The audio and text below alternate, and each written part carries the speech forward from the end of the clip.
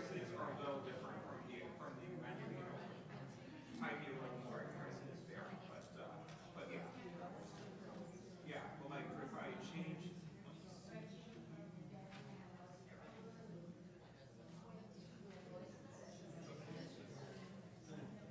Okay, so like, for example, like, hypothetically, okay, so like I put it here, these are all the nearby restaurants that would deliver to here. Okay, nice. Yeah, but hypothetically speaking, because I changed the address, yeah. So obviously, that's just hypothetical. Yeah, you put your address at the top and then you'll deliver. There are more selections too. You can actually do search, and you can search by category as well.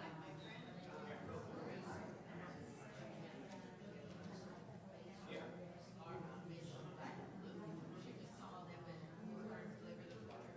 Yeah, and you can, yeah, once you open the entire menu and then side from there. It's called Uber Eats. Yep. Yes. Yes. I do both rides and deliveries. No, I've been out of school for 8 years. 30.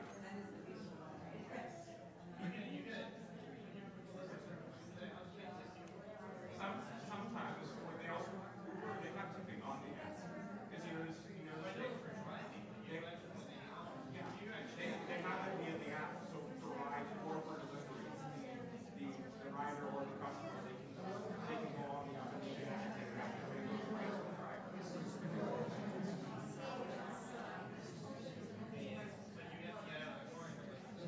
Yeah. Usually they leave instructions, the restaurant or the customer will leave instructions. Sometimes they'll say need a vehicle, sometimes they'll leave that as taxes. Because the customer gets the work once the driver is at. Yeah. It's like a ride. No, it's rare for deliveries. No, I'm good. I guess. Riders obviously, for deliveries usually yeah. Sometimes. Monday. Monday. Nope. Just Uber. Well, because I can't be online for both apps at the same time. You can't. Because they could get one trip. It's like get one trip. Rabbi Marcin is in the building. Rabbi Marcin is coming into the room.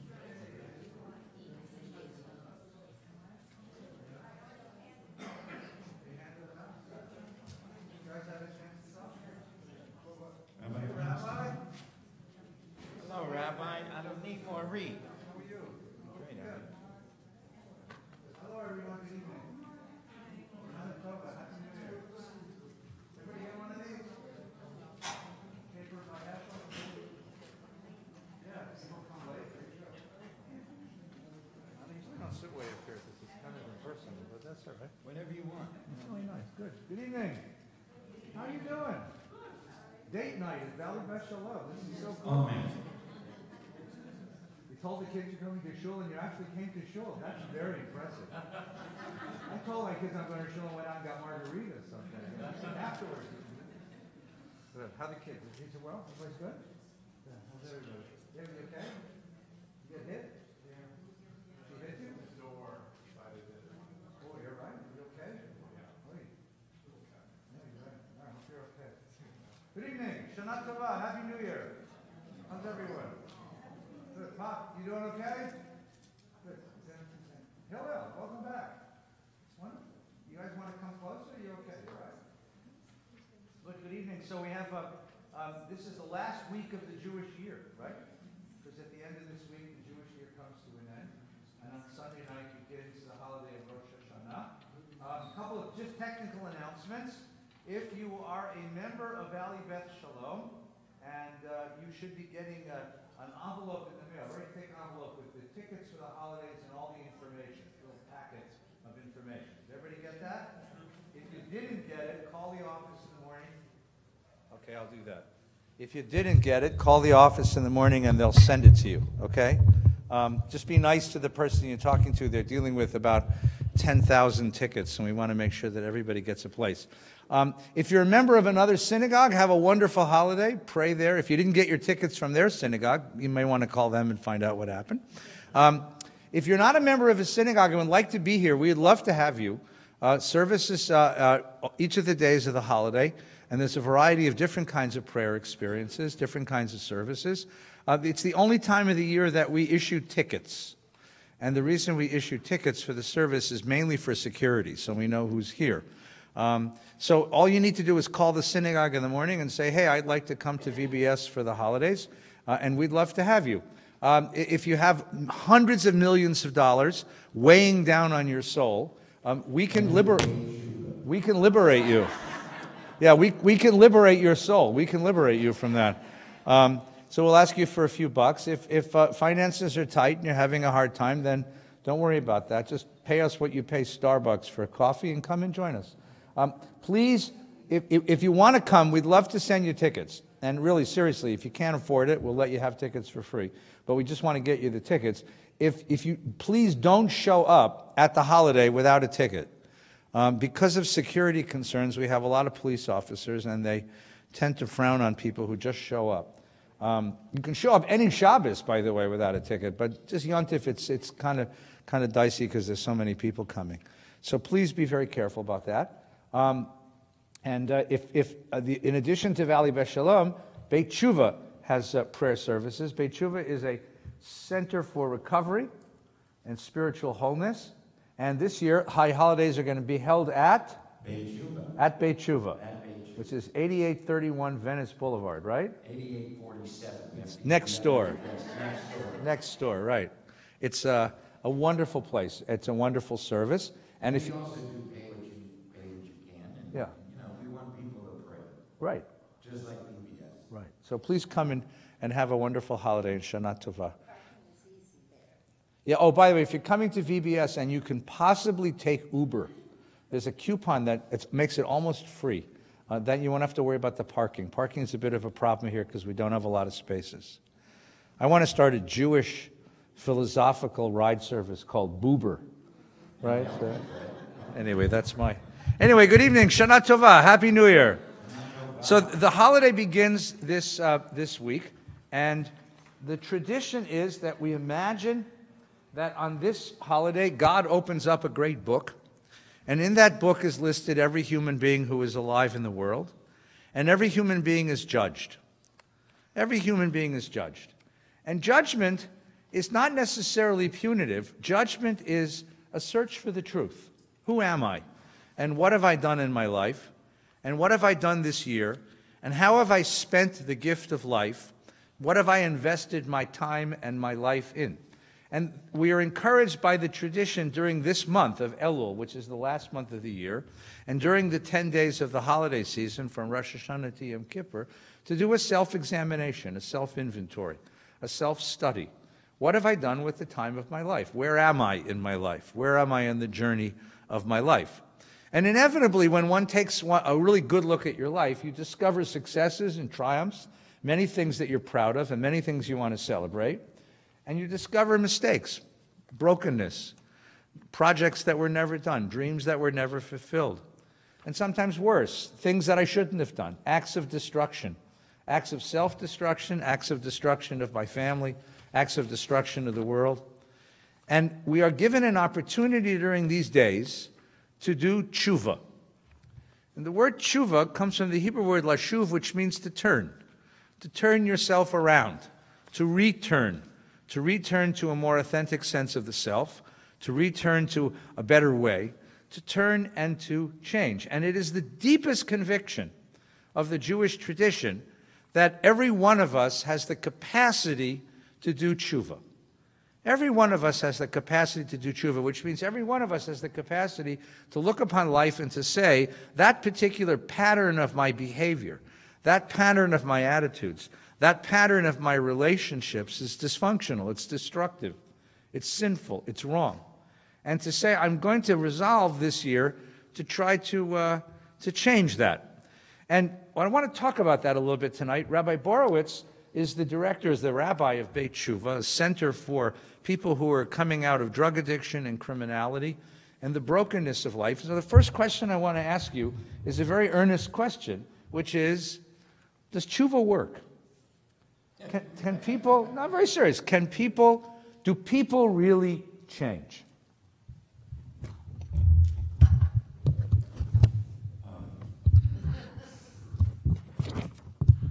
Now, it's an interesting question. But I want to talk about something else first. Go ahead. Think about what you said. The tradition says God opens up the book. Think of how amazing it is to have a relationship with God, with the ineffable, with power greater than myself, with the universe, however you want to describe or understand God. They care so much about what we do. Rabbi Heschel says no other tradition, in no other tradition, is the human being described as this important to God. So when we start with that, is there change? Of course there's change. We change every day. We change the cells in our body, rejuvenate every 7 years, right? I think that's what I learned one time in science when I was actually listening. But the change that we're talking about is a change that is actually a metamorphosis. What we're doing is we're changing back to our original form. We change back to the people, to the souls, to the beings that we were created to be. I was speaking to my mother, who's 93. She still lives in Cleveland, Ohio. God knows why. And it was nice 2 days this summer. She had 2 great days, she said. The weather, that is. But she said, you're the son that I raised. So, did I change? Yes, I changed ways, I changed behaviors. But really, it's not like some reincarnation. It's a move back to our essence, to our authentic beingness. And that gets ruined by the world. And as Rabbi Heschel says in this essay, I picked it because I love it. It was written in 1971, and in it he talks about the drug epidemic, 1971. I'm also a big fan of Rabbi Heschel. I'm not a big fan. Rabbi Feinstein's trying to get me to boo her. I might even do it. You just have to tell me which ones to read. But he says here on the page In Search of Exaltation, the second paragraph. I seek to understand the present and future while I disagree with those who think of the present and past term. I consider in my own intellectual existence that the greatest danger is to become obsolete. I try not to be stale. I try to remain young. I have one talent, and that is the capacity to be tremendously surprised at life with ideas. This is, to me, the supreme Hasidic imperative: don't be old, don't be stale. See life as all doors. Some are open, some are closed. You have to know how to open them. What an amazing experience that he goes into life always remaining young, never being stale. And what happens to us is that we become stale. We become, pardon the expression, same shit, different day. So many people live lives of Groundhog Day. I get up, I go to work, come home, kiss the wife, kiss the husband, watch TV, go sleep.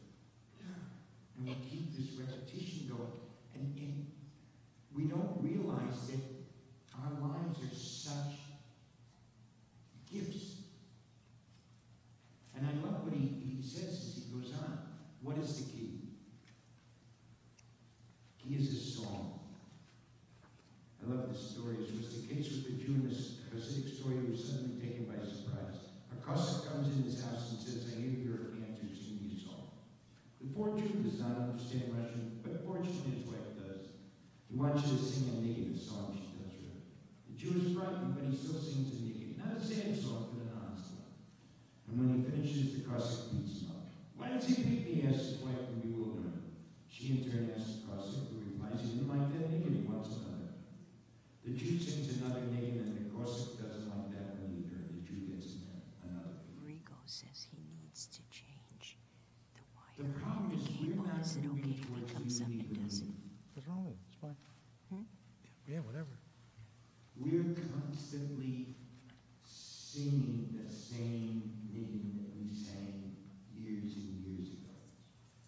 That's what's happening in our schools, that's what's happening in our homes, that's what's happening in our schools, that's what's happening in the street, that's what's happening in the world. And we're not... Did you say something? No, he's got to fix something. Go ahead. Oh. And until we start to sing a new niggin, we're not going to be able to make it new. And that's what change does. Change, Chuva, makes me new again. So I'm able to return to that essence, to that authenticness, and then I'm able to continue to sing a new niggin. Now, I had to keep going until life beat me up, but not everybody has to. Everybody doesn't have to get to the depths that I got to. It's in a book if you want to buy it. It's called The Holy Thief. I can't. I'm incapable of not making a plug. Okay, go ahead. It's okay. So when you're talking about Chuva, when you're talking about change, the beauty of Chuva is there's an exaltation. All of the chemicals, all of the things that I did that I thought would bring me exaltation, none of them did. But living a life of Chuva, living a life that's not stale, that's new, that constantly is seeking to grow one grain of sand better every day, that gives me exaltation. My services are never the same because I can't stand it.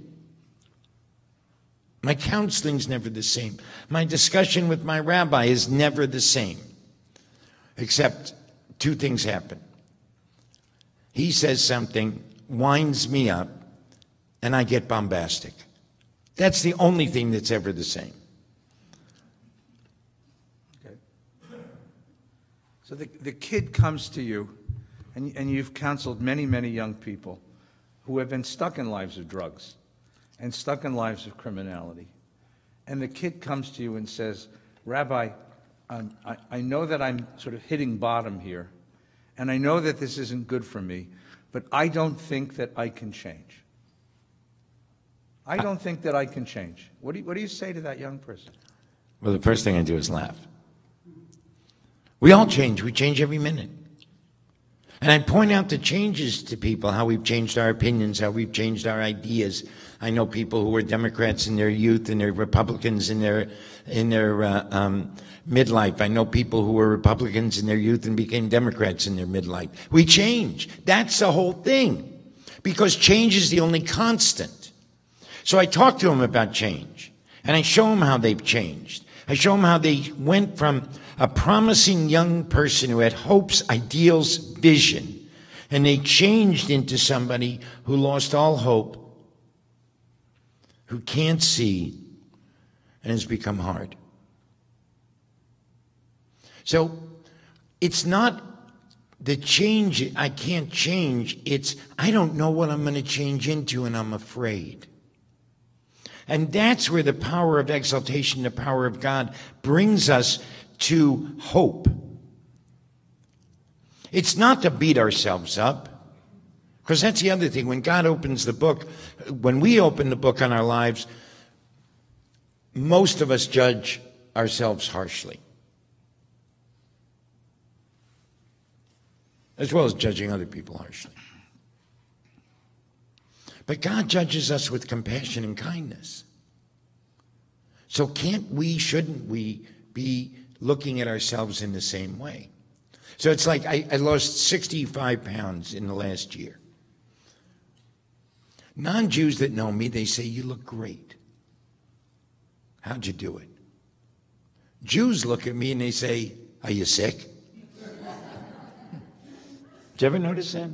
You look great. Thank you. But it's this mindset that we have. Because the biggest myth that we have is we're supposed to be perfect. Rabbi Heschel says here, I'm going to be surprised. I'm going to stay new. When we're new, we can't have it all right. We can't know all the answers. So the sense here is that when somebody comes to me, the biggest thing I have to give them is the right questions. And that's what most of us miss, and that's what this period of time is for. It's for us to find, recover, discover the questions that make our lives meaningful and that give us purpose, hope, joy, exaltation. That when we're praying on Rosh Hashanah and Yom Kippur, that we get overcome with this divine gift of community, connection, beingness, and seeing the purity of our own souls. All right, but I want to follow my kid for a minute. Oh, so yeah. the young person sits with you and he listens to your rap, and he says, you know, Rabbi, I've tried this before. You are the 4th or 5th or 6th rehab I've been in, and I always louse it up. And I'm beginning to believe that I can never be whole, that I can never be right. I'm beginning to lose faith in that there's any goodness in me at all. I'm beginning to think that I am my addiction, that I am my problem. How do you answer that? Before or after I hit him? Before or after you hit him? Hit him. Yeah, okay. Let's go before. Oh, okay. All right.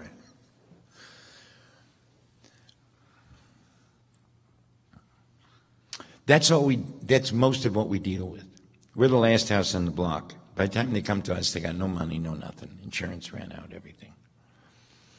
But you see, people get this idea because they haven't been treated as a whole human being. They get treated, and think about how often we treat people in a transactional way.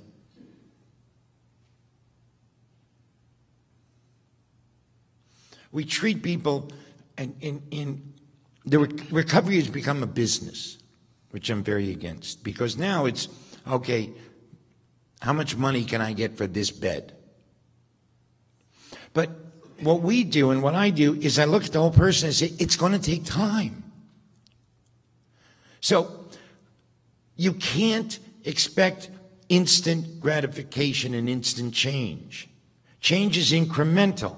And we have to work every single day. The first thing I have people do is I ask them, what are the lies you tell yourself? We all tell ourselves lies. Some lies are healthy. Ernest Becker, of blessed memory, wrote a book, Denial of Death. First thing everybody does most people do when they wake up is they deny that they could die that day. Because if I thought I was going to die today, I'd either do something so reckless that I would, or why bother and why get out of bed? So we have this denial that's built into us. We don't even realize it. But there's a lot of little lies we tell ourselves. So one lie is I can't change. One lie is it'll never work. One lie is God doesn't love me. God can't accept me. My parents can't accept me. I can't tell you how many times people have said, my parents will never accept me back. I say, give them time.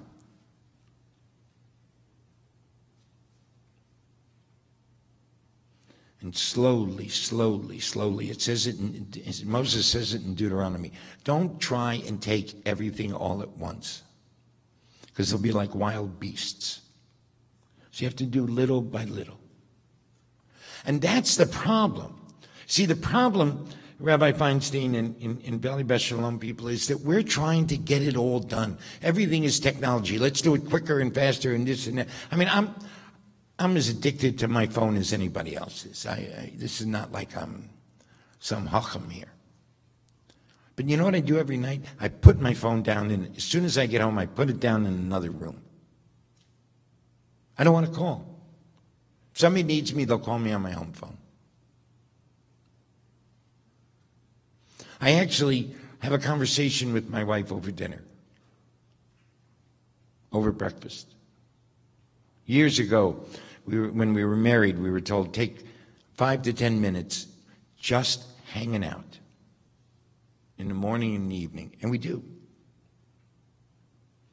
And when we get engaged with ideas, it's all about possibility. So one of the lies is that nothing changes. One of the lies is that there's hopelessness.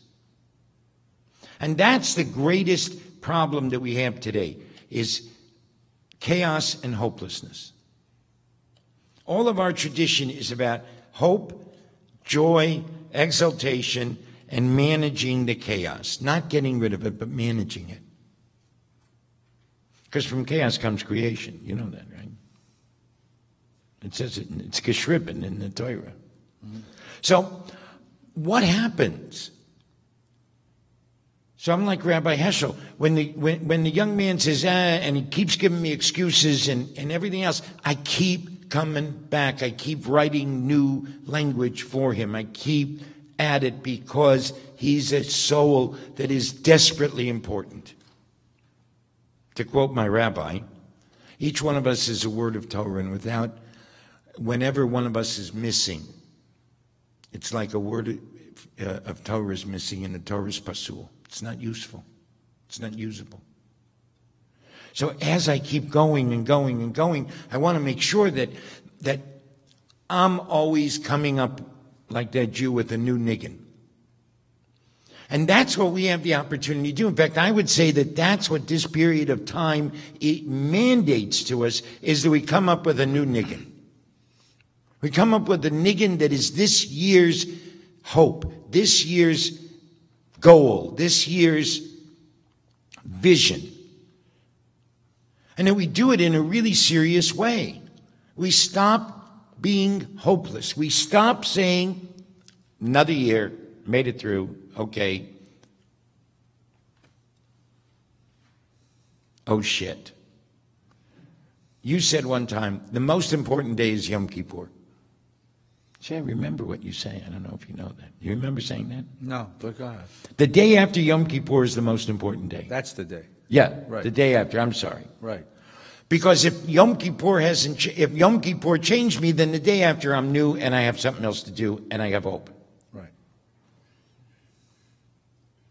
So that's what we have to do. I got to hold on to this young man or young woman, young person, old man, old woman, whatever, long enough for them to start to be able to see change.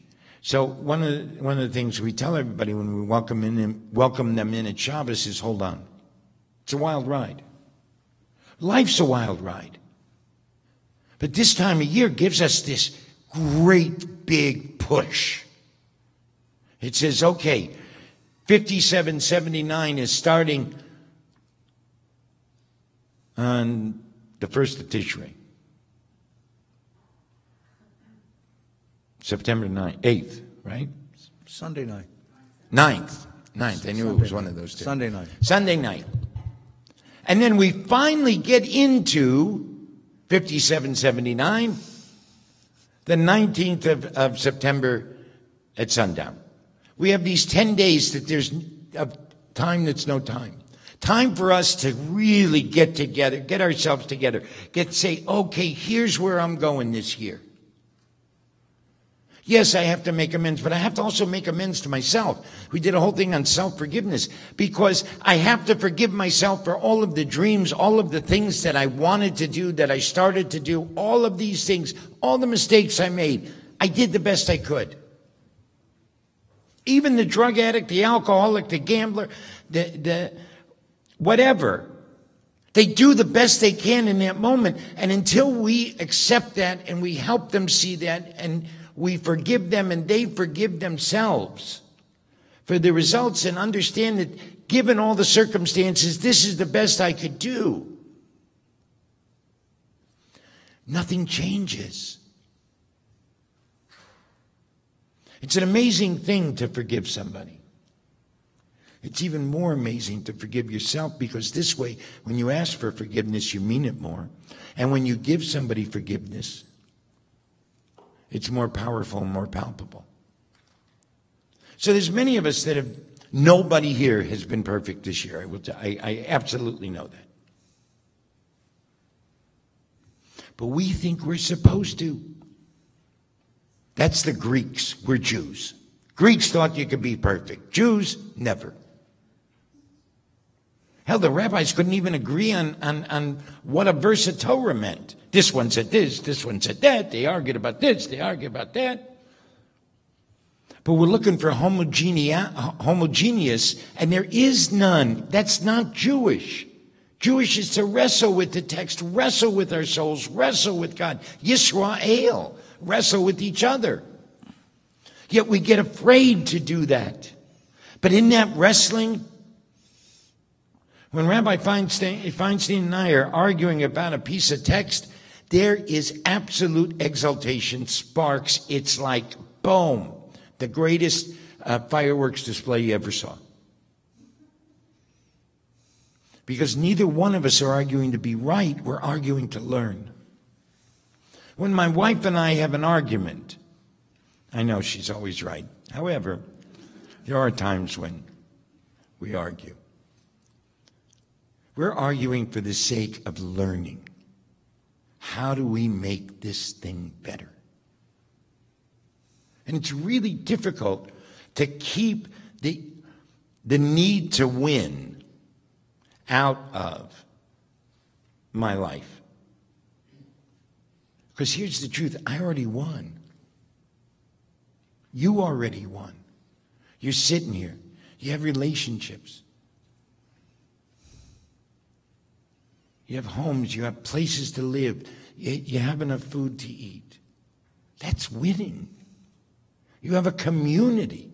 What could be greater than having a community? Yet we don't see it like that. We see something else as winning. But we've already won, so now let's learn. Let's grow it. That's what I keep telling people. So I want to ask a practical question. All right. I know a lot of people are thinking about this time of year. You've talked about asking a set of questions which lead me back to exaltation and joy. You've talked about confronting the lies I tell myself. Yeah. Right? You've talked about self-forgiveness, letting go of the expectations and the unrealized aspirations that hold me down. Okay, and these are all very, very important. And I want to get to these in a more detailed way, but I want to ask you this practical question. You've talked about singing a new song, a new nigun, a new song. But I'm sitting in synagogue now with an old book. And I'm sitting there for a long time. Right? A long time. I mean, long time. Whatever synagogue you go to, it's a long time. Long. What am I supposed to be doing? I read the words in the prayer book and they don't seem to speak, because they speak about a God I don't know real well. And they speak in an idiom that doesn't really resonate with me. And the rabbi's talking and the cantor's singing and the choir is doing what choirs do. What am I supposed to be doing in the synagogue during all these hours?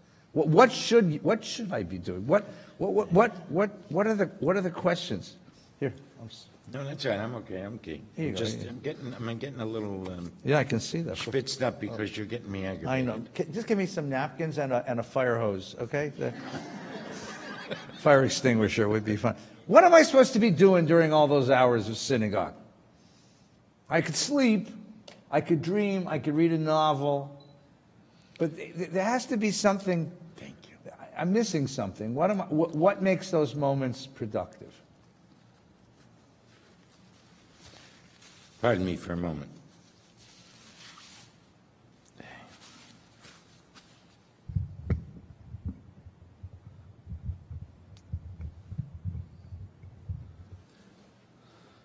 Okay, Yeah. you did it. I did it? You did. All right, go ahead. Rabbi Feinstein, with all due respect, what you have to do, what everybody has to do, is see themselves in that text. Because it's not about some God that I don't understand or anything like this. It's not about boom, boom, boom. It's not about this great and wonderful Oz. This is about the prayers are for us to realize that the universe, that something greater than ourselves is calling out to us saying, come home. Come to where you live. Come to where you're wanted. Come home. Stop hiding. And in each one of the prayers, there is that call. Now, we don't talk about it like that. Rabbis don't talk about it. Cantors don't sing like that. We've made it into a show. We've made it into and this isn't just liberal Judaism. In Orthodoxy, they don't do that either. That we get the privilege, we get the opportunity to sit in services, take 3 hours. Are your services longer than 3? Sometimes, yeah. Depending on how long the rabbi talks. That's part of it, yeah. See, I go 3.5 hours, but I give breaks.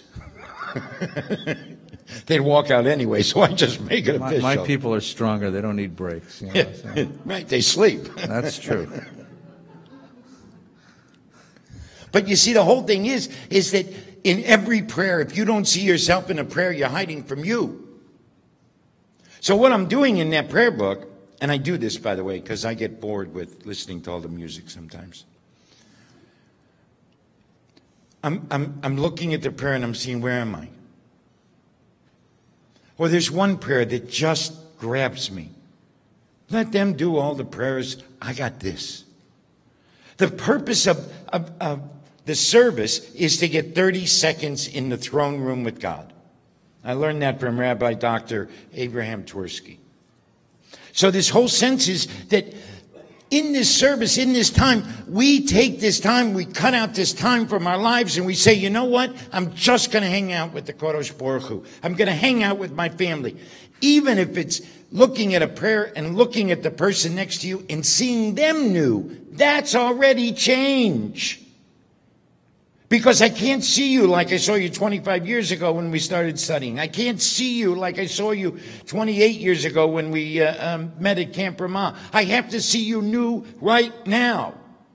And that's what this time gives us. So yeah, sometimes the prayers are boring. Sometimes the rabbis are boring.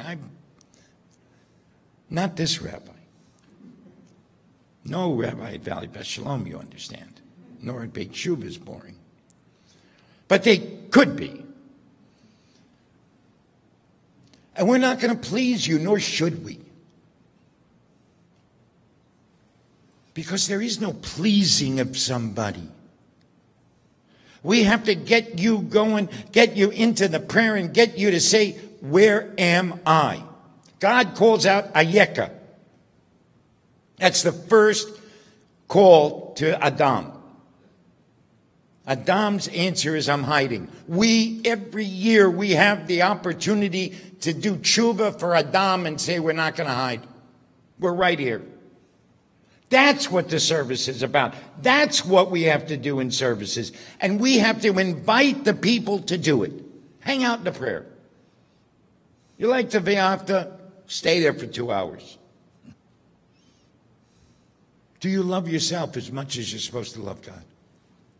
What do you love with everything? Really, I mean, seriously, think about this. With your everything. What do you love with your everything? Do you even love yourself with everything you have? And if not, how can you? Don't go to why not? How can I? We have to change it from always looking at the negative to see how we can.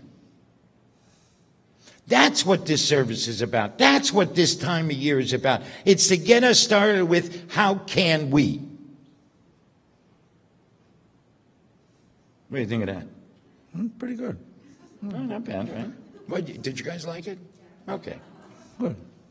What does it mean to find yourself in a prayer? Ay. No, I'm serious. What does that mean? Especially the high holiday prayers, which are scary and forbidding. They're all about death and judgment and sin and all this stuff. It's a whole vocabulary that I don't typically use for myself. Well, maybe we should. Not the scary part, okay? It's not scary. I mean, I have plenty of problems with Unatana Tokev. And I love Unatana Tokev. God cares so much that God wants to see me. What a beautiful idea. So when I'm davening that prayer, I say to myself, what's God seeing? What am I seeing? What am I hiding from my wife? What am I hiding from my friends? How am I still hiding? I know I hide something, we're human. So, you see, hanging out in the prayer is seeing myself in it. That I really see God cares so much about me that God wants to see me. Do I care that much about me? Do I care that much about my wife? Do I care that much about my daughter? Do I care? How do I do that? How do I care like God cares? How do I care about my daughter like God cares about my daughter, that I want to see her? That I'm not going to see her because I want to correct her or change her, but I want to see her. I just want to connect with her. And that's the biggest problem with families, is that they want to correct. Kids want to correct parents. Parents want to correct kids. No, first you have to see them. Because when you see another human being and then you make a suggestion, it's because you know them. They're not your investment. God wants to see us not because we're God's investment, but God wants to see us because God wants that connection. In the Talmud in Brachos, it says that God cries between the second and third watch at night, my children are in exile, my children are in exile. We have the opportunity to see ourselves as God wants us. God wants to see us. How much better is that? So, it doesn't matter what prayer it is, Malchiot, Shofarot, Zichronot. Zichronot is great. How do I remember the good times? How do I remember the promise that I held? The hope that I had? How do I remember it and live it? Shofarot, revelation, right? How do I reveal myself, and how do I see what's revealed to me? Rather than looking at everything with the same eyes. Because if I look at everything with the same eyes, I get stale. And I can't be surprised. That's how I hang out in the prayer. Okay, good. Good. I got lots more questions. Do you have any questions you want to ask? You can ask me too, besides him, because he needs a break. Yes, hi. In Man's Search for God, Heschel asked, to whom do we pray? Mm-hmm. And he comes up with the premise that God doesn't really need to hear our prayers. Who needs to hear our prayers is us ourselves. Right.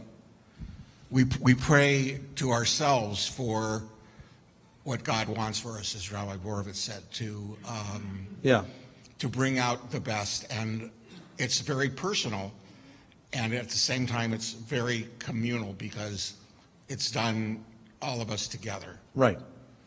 I remember my mother and father, who lived in Eastern Europe, saying that when we went to shul on Yom Kippur, and people in the Chazan sang the Yonatan Tokef, Yeah.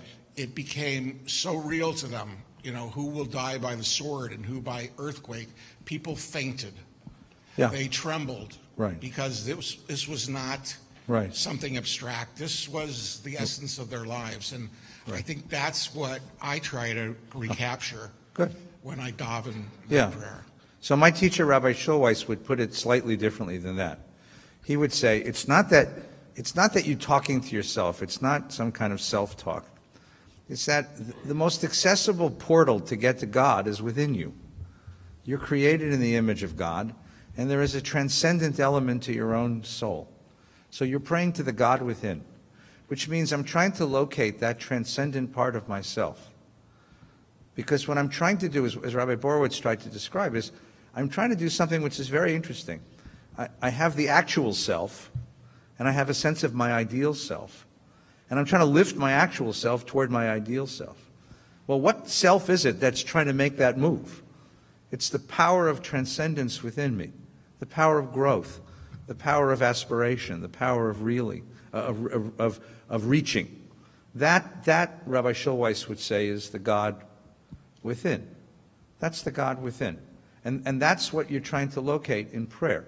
You're trying to find that power of yourself to transcend the actual self and reach toward the ideal self, and to energize that part of yourself. Now, most of the time, we suppress that because we're too busy in the practical demands of life and too busy in the practical, the appointments and the routines and the work that has to get done, to take the time and really ask ourselves, how am I different? How is my actual self different from my ideal self? But here you get, hang on, just finish. I'm giving you a rest. You get. I know, but now you got me going. I know. I'm just trying to suppress it just a little bit. About 3 hours sitting in shul to really have that conversation with yourself. Now, the problem there is, and here's where the communal element that you mentioned comes in. It's a scary thing to do.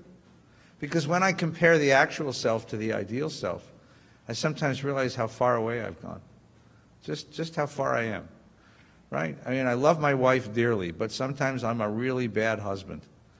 Right? I'm sure none of the guys in the room have ever done this, but, you pay no attention. Couples become furniture in each other's lives. You stop expressing affection. You stop holding on. You stop expressing appreciation. It's really hard to face that truth about myself, right? But if I'm sitting in a room and everybody's doing it, if it becomes the sort of culture of the room, Ashamnu, Bagadnu, Gazalnu, we all do it. There's a collective sense that we're all inadequate, and we're all reaching for the truer self. And there's a sort of sense of psychological safety to be able to reach for that. And that's part of what the structure of the prayer service is all about. I've always told people, maybe this is controversial, which on Yom Kippur, I think you should spend a certain amount of time in synagogue, and then you should go take a walk. You spend a certain amount of time by yourself, outside of the synagogue, in a quieter, more reflective place. Because you need both experiences. You need the communal, collective experience of prayer, and you need a solitary experience of meditation and reflection. And Yom Kippur should include both.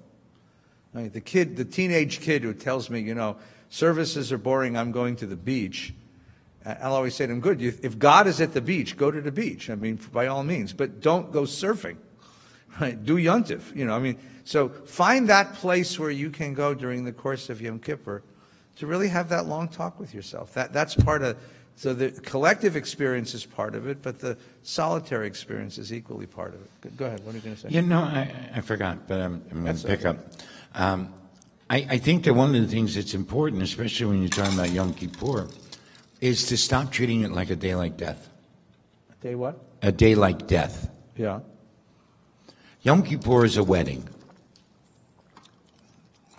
On Yom Kippur, God says, Salachti kidvarecha, according to the Machzer. We're forgiven. The rest of the day, and that happens right away. Beginning of Kol Nidre, I think, no? Yeah.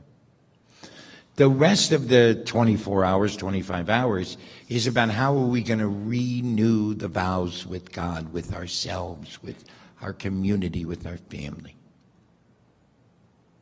So I would suggest something even more heretical than taking a walk. Take time on Yom Kippur and write out a new covenant for yourself and for your family. Write it out. What are we covenanting to do? What are we really committing to do? We signed a ketubah 2 years ago, 10 years ago, 20 years ago, 60 years ago. I had a bar mitzvah 10 years ago, 50 years ago, whatever. When have I ever renewed it? Not just renewing vows, but really renewing a covenant. Every Yom Kippur we get to renew a covenant. Renew the covenant with life. Renew the covenant with family. Renew the covenant with ourselves, with God, with our spouse. All of these things. So, just to let you know, at Beit Chuva, we have everybody sign a ketubah. I make these big ketubahs. You've ever seen them? And people sign them. Not supposed to write on Yom Kippur. You want to recovenant yourself to God and to yourself and to community and to family? Sign up. Because then it's really like a wedding. We fast before we get married, you know, and all that. We wear white at the wedding.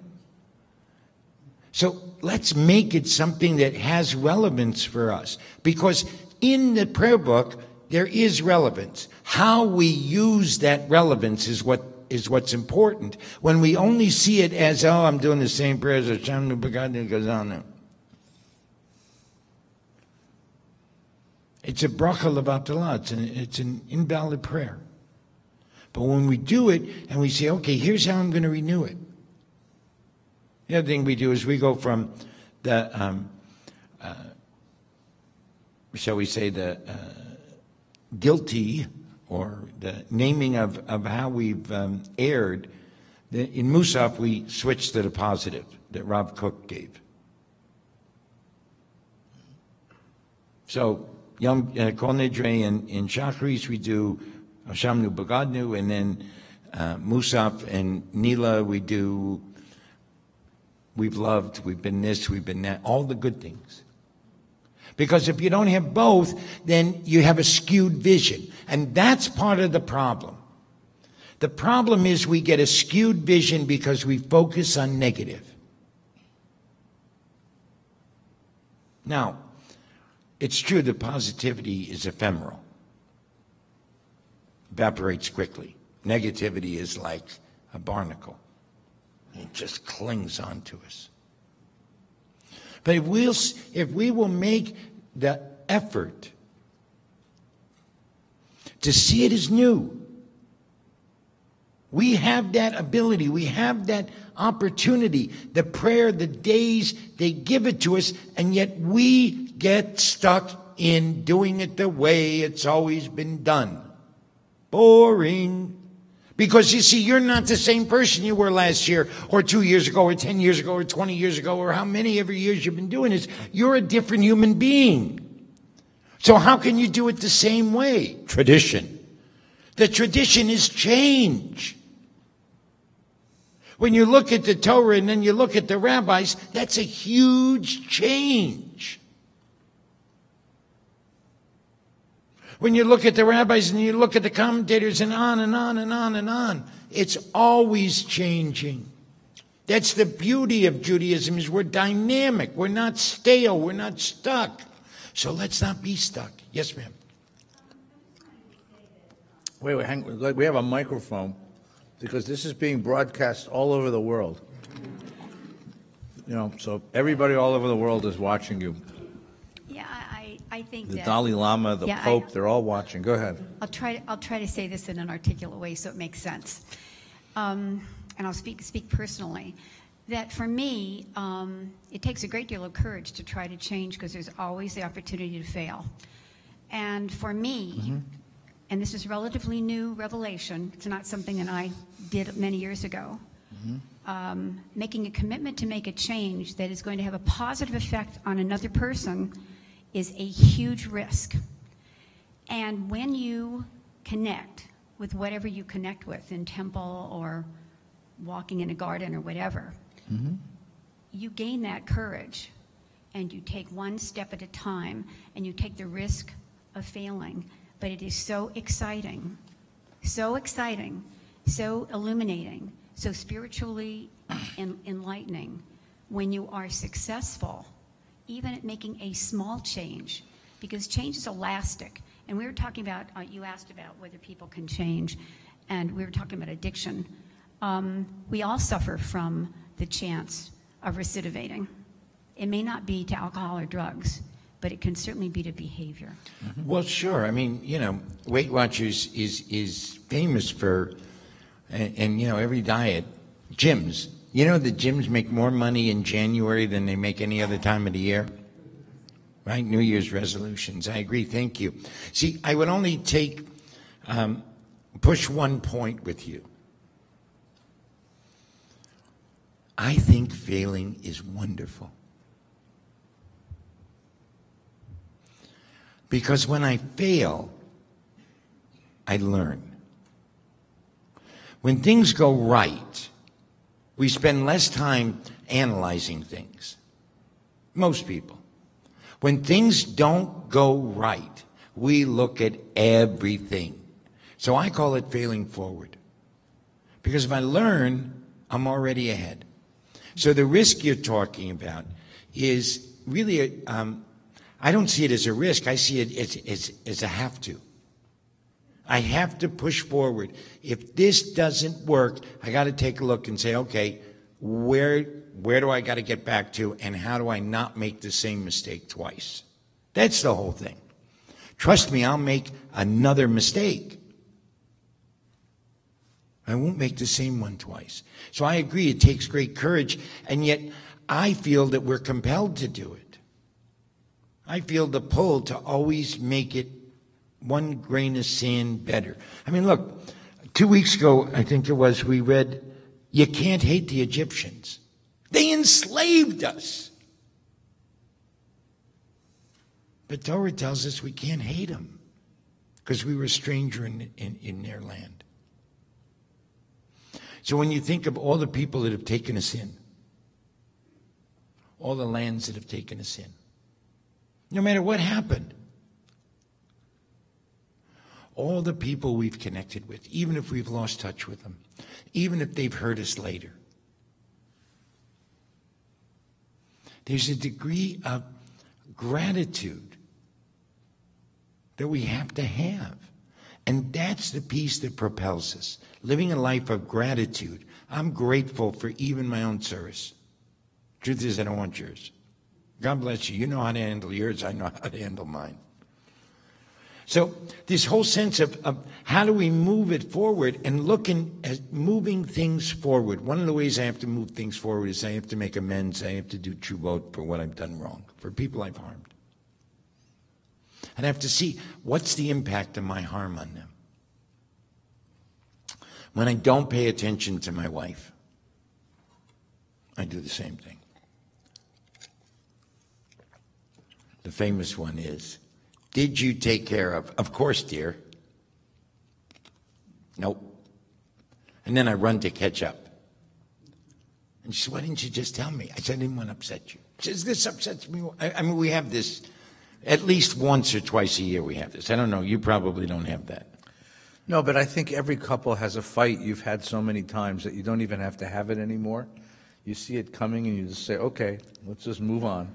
Right. Whenever Harry gets upset with me, what happens is we're in bed or we're sitting across the table and I start to mumble and I do her part and my part, her part, my part. Finally, she starts to laugh and she says, get the out of my head. No, but that's what it is. So, but what I'm saying is that we learn from each one of those.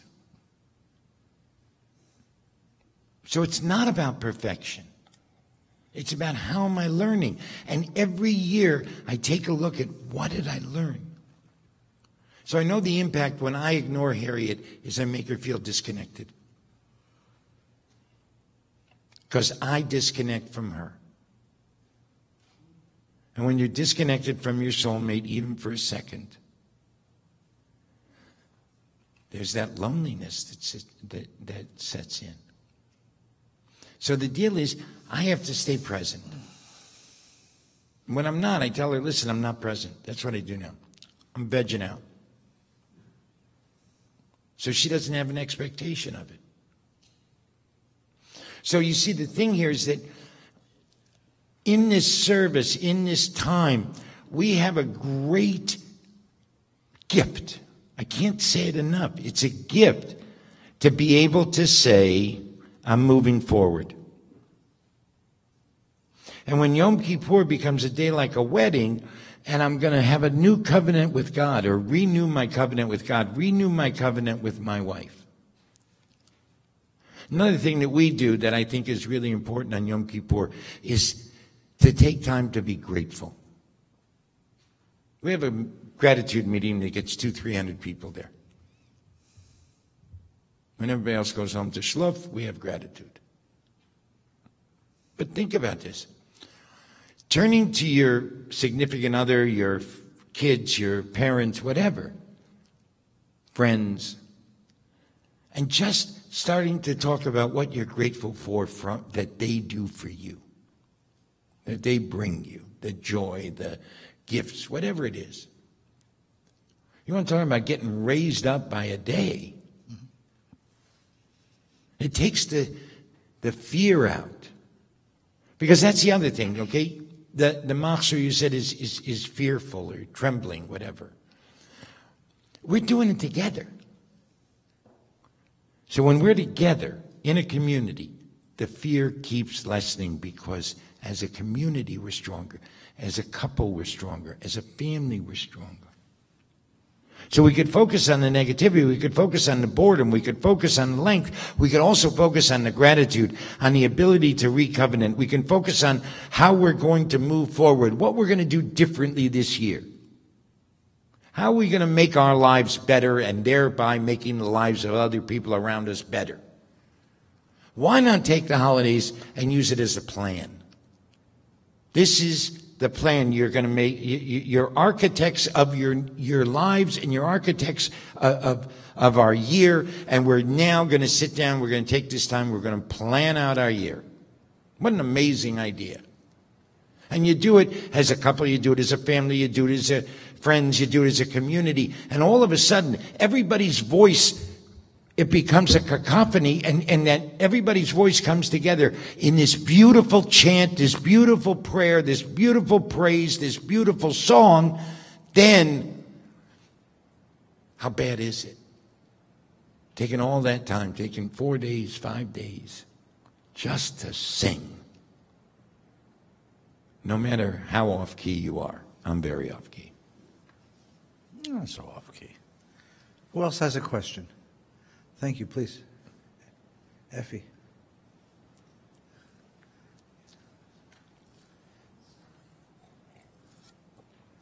It's okay.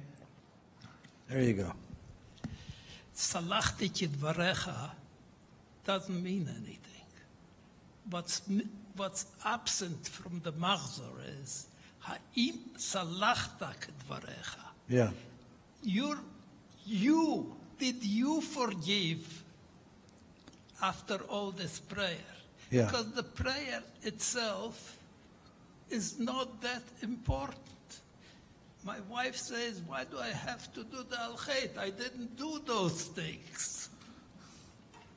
And she's right, she didn't do it. But we still do it. Yeah. So what's absent is, ha'im salachta, did you forgive? Yeah. If you forgave, then you accomplished what Yom Kippur means. Yeah. Did you forgive yourself? Did you And forgive your others. partner? Did you forgive the world? Forgive everybody. Right. Because the alternative is to hang on to the grudge. Right. It's to hang on to the bitterness. It's to hang on.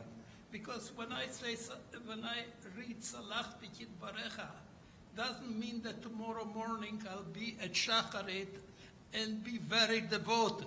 I wouldn't be there. Well, you could try. And nobody expects me to be there. No, you know what the thing, though, is, sir, with all due respect, I agree with you. What it is when we can accept God forgiving us and then us forgiving ourselves, we're going to be better the next day. That's what's important. We'll be a little bit more committed, a little bit more forgiving, a little bit more grateful, a little bit more joyous. And that's why it's so important. And yeah, it takes, a long time to get there. That's the saddest part. For me, the saddest part is it takes all day to get there. Rather than walking in saying, wow, I'm going to have some kind of experience today. I'm going to grow. I'm going to move forward. I'm going to have a plan. I'm going to be the builder of my life. Now, yeah, you know, we plan, God laughs. We did an addition at Beit Chuva. We bought the buildings next door and we renovated them, and it was a great architectural plan, great construction person. And then we started doing the work, and it just didn't work out the way we planned. So we made changes as necessary, as needed. That's what it's all about.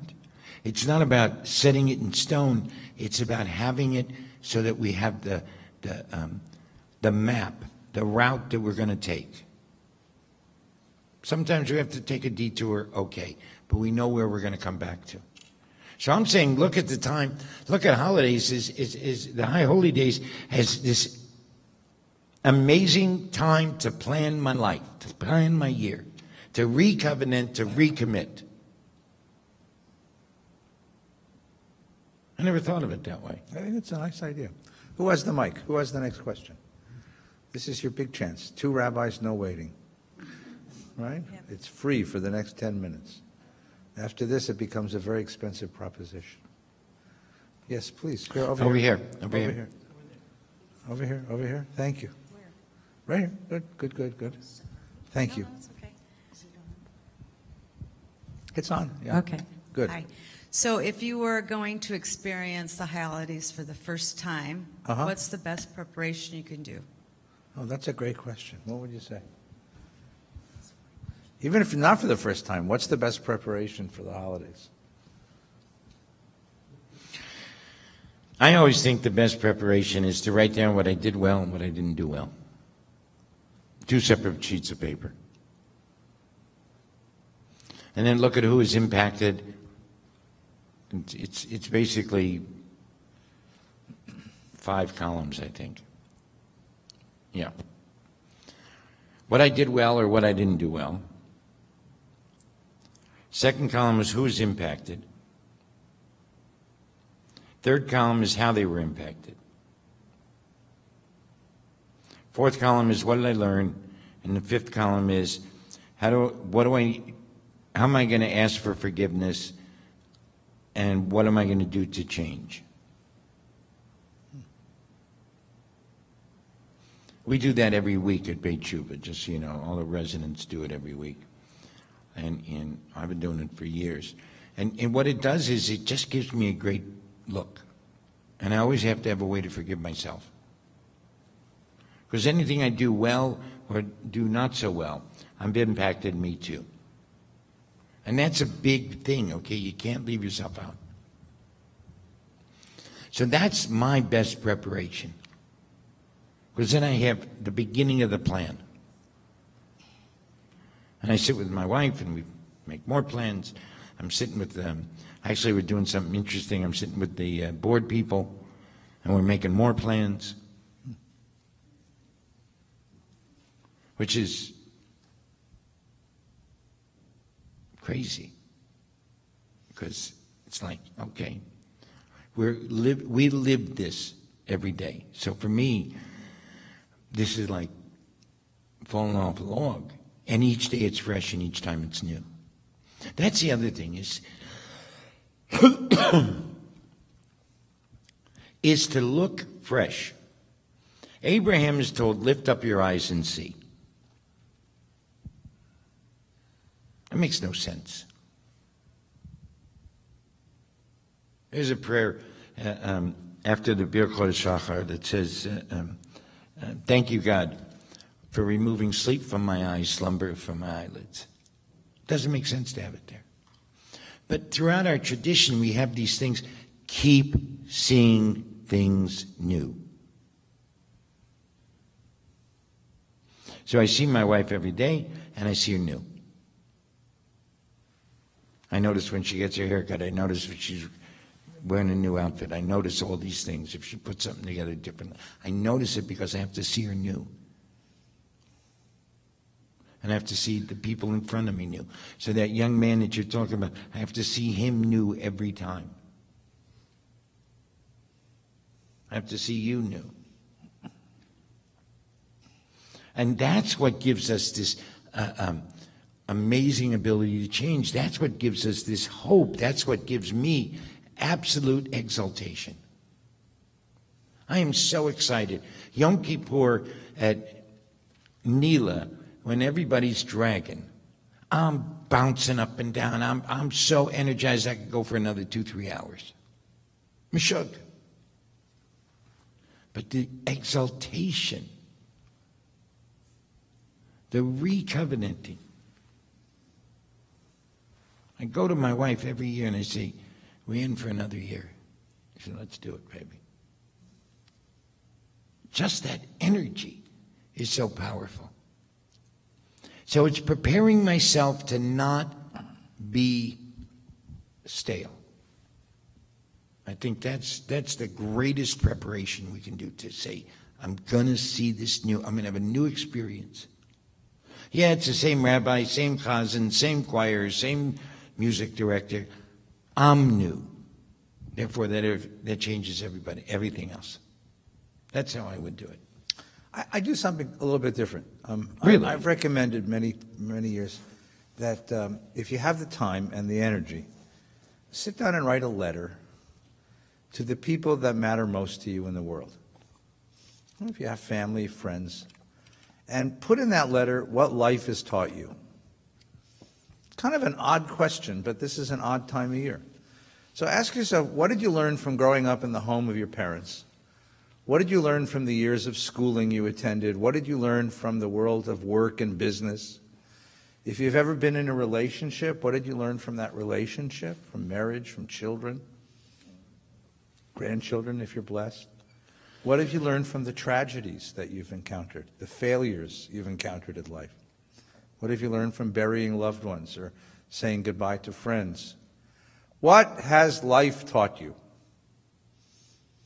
And I recommend to people to do this for 3 principal reasons. One is because I think you deserve to know. I think you deserve to know. I think that everyone has a certain wisdom inside of them, a certain Torah that's theirs, their own truth. But most of us never take the time to really ask ourselves, what's the truth that I bear? What's the truth that I bear? Franz Kafka, the great writer, told the story of a messenger who exerts himself and gets to the place he's supposed to get, and when he gets there, he forgets the message. It's an interesting metaphor for having lived a life and forgotten what it was I was living for. What is my truth? That's number one. So for yourself, you deserve to know. Number two, for the people you love. They should know what your truth is. And, I'll be frank, I'm a rabbi and I do this professionally. You should live to be 120.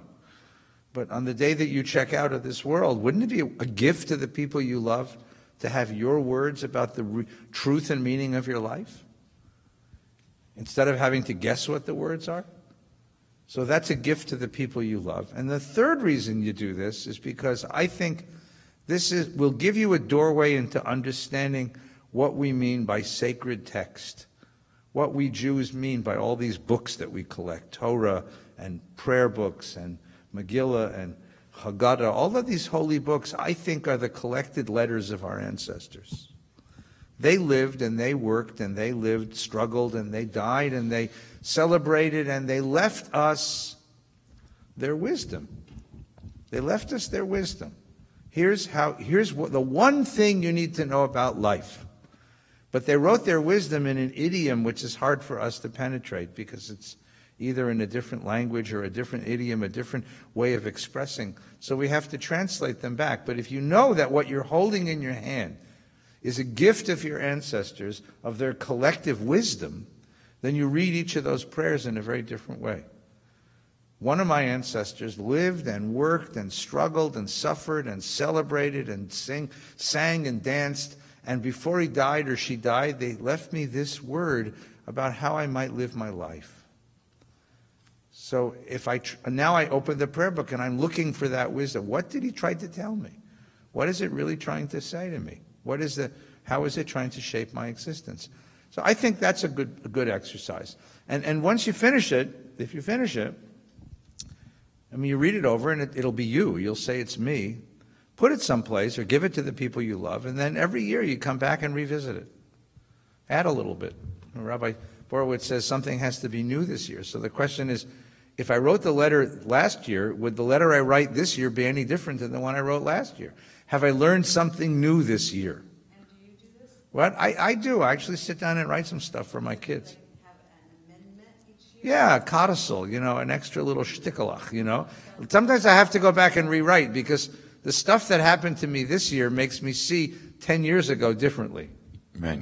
Right? Because I'm different now, and I look back. So you don't want to throw it away, but you go back and rewrite it again. You see? So I think that's a different kind of an exercise. Okay, and then the last thing I'll say before you jump in is I like to think of the holiday, I like to think of all prayer as an exercise in getting out of yourself. Getting out of yourself. So one of the first things to do, as Rabbi Borowitz has told us, to get outside yourself is to express gratitude. So one of the things you can do in addition to this letter is to make a list of the people you'd like to say thank you to. Right? Who would you like to say thank you to? Okay? I'll tell you a sad story, so I don't mean to scare you, but I've told this from the Bima. So one of the saddest things I've ever read in my life and heard in my life is about a year or two after 9/11, they published some of the phone call transcripts of the people caught on the top of the tower in Cantor Fitzgerald's office who knew they weren't going to get out alive. Well, the first thing is, who'd they call? Right? It won't be a surprise that nobody called their stockbroker. Okay? They called family, they called friends, they called the people they loved. And then it was really interesting to see what they said. I mean, again, it's a scary thought and you shouldn't know this, but if you knew you only had a short amount of time to live, what would you say? Who would you say thank you to? Who would you say I'm sorry to? Who would you say you've been my blessing? You've been important to me, right? Who would you say? Who would you say I want to reconcile? I mean, what would you say if you had a short amount of time? And asking that kind of question and writing some of those things down: gratitude, forgiveness, indebtedness. These are very powerful. These are very powerful things. And if you think that you don't have a lot, and none of us know how much time we have. I mean, you should all have like 120 years, but nobody knows. Right? Nobody knows.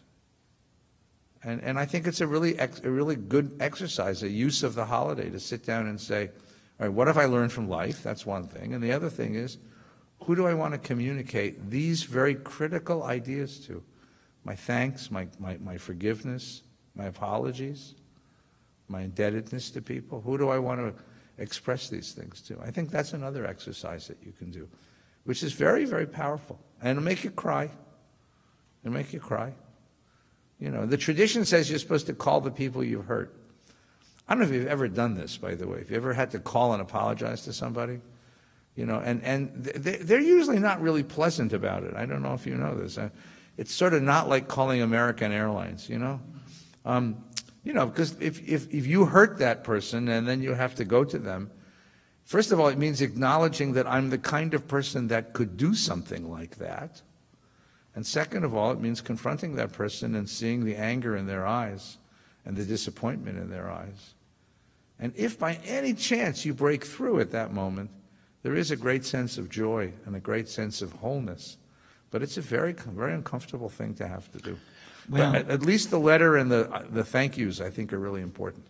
You see, and it's so interesting because I think all of it does. So I do this around my birthday.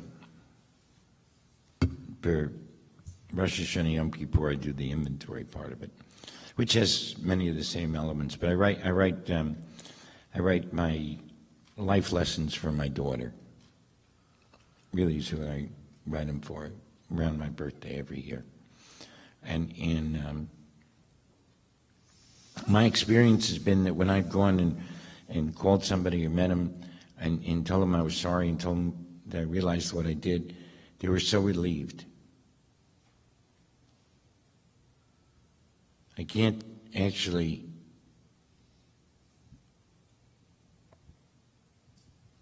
it's like 95 out of 100 people were so relieved because I restored their dignity. I helped them get out of the bewilderment. Like, why would he do this? Doesn't make any sense.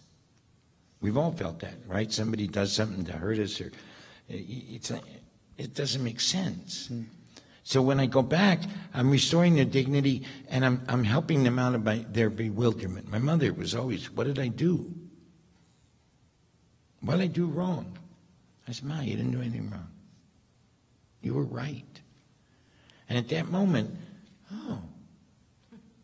Yeah. It's an amazing moment. It really is. My in-laws live on a hilltop.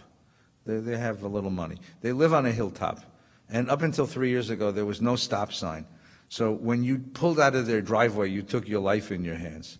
So I once pulled out of the driveway in my in-laws' house, and a guy was speeding up the hillside. He couldn't see me because I'm at the top of the hill, right? And he slams on his brakes, and I hear the car skidding toward mine, and I'm just saying, oh, God, that's it. I'm dead. The car's gone. Life is... And the guy stopped maybe 3 inches in front of my car. And he gets out of the car, and I could see the rage on his face. And I don't know what made me do it. I got out of my car, too, and I went up and I said, are you okay? I'm so sorry I didn't see you coming. Are you okay? And the guy was bewildered for a minute, because all he wanted to do was slug me, because he was so sure that I was going to argue with him. And all I said was, man, I hope you're okay. That was the scariest thing that's happened to me in years. I hope you're okay. And the guy said, yeah, I'm okay. Are you okay? And suddenly there was this moment of human solidarity. Right. Like we both realized we could have been hurt. And there's no reason to be angry, because the moment I said, are you okay? I took away the object of his anger. I acknowledged that I did something stupid. And as long as he heard this, no, man, I'm okay. Are you okay? I said, car's okay. Yeah, man, what a horrible street this is. You say, I'm so sorry. We both apologized. We shook hands and we walked away. Well, you didn't take away the object of his anger. What you did was you acknowledged his humanity. Yeah, and his dignity. Right.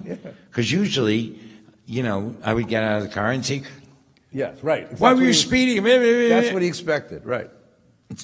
Expected a fight. Right. Right. When you don't fight with somebody, they don't know what to do, except to embrace. I teach young couples that they come to see me to get married, and I have these 4 life lessons that every young couple has to learn about how to communicate as a husband and wife. And one of them is how to lose a fight. It's really hard for men, because men are taught to win. From the time we're little boys, we have to win. So I actually have these young men recite with me, you might be right. Now all of you say, you might be right. And I make him say it 10 times. And then turn to his spouse, his fiance, you might. I said, next time you have a fight, try this. Try it. It's the most amazing thing in the world. You might be right. Right now, you put might in there, so you're saving a little bit of his masculinity. But you might be right. And there's no fight. I mean, because those of you who are married or have been married multiple times, what do you gain if you win an argument? You gain nothing. What do you gain if you lose? It's the paradox of marriage is if you win, you lose. The only way to win is to lose. But not really lose. You got to protect the dignity of the other. So just say you might be right. Suddenly the argument's over. The argument's over. Right? The argument's complete. You might be right. Right? And it's the most, try this it's magical. And that's the magic of saying I'm sorry. Right. That's good. Last question. Anyone have a last question? Otherwise, I'm going to wish you all a good yontif in just a second. Okay, well then let me wish. Well, I want to just say, Rabbi Borowitz. Yes. I want to thank you all. It's been a great evening for me. I hope you got something from our conversation. I want to thank you, Rabbi Feinstein, yes, as always. Hanging out with you is one of my pleasures. Great pleasures. Not even a guilty pleasure, just a great pleasure. And it should just be a sweet year for all of us. A year of learning, a year of hope, a year of exaltation. Good. Thank you. Thank good you New Year. me. Shana Tova. Thanks so much. This message by somebody. Okay. Thank you. This was really wonderful. Really good. Yeah. You kidding? Hi. Shana Tova. How are you?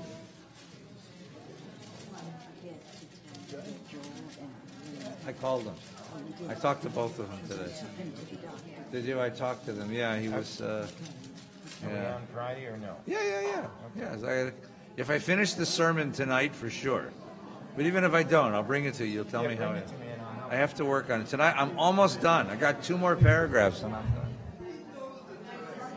Shana Tova. Shana Tova. Shana Tova.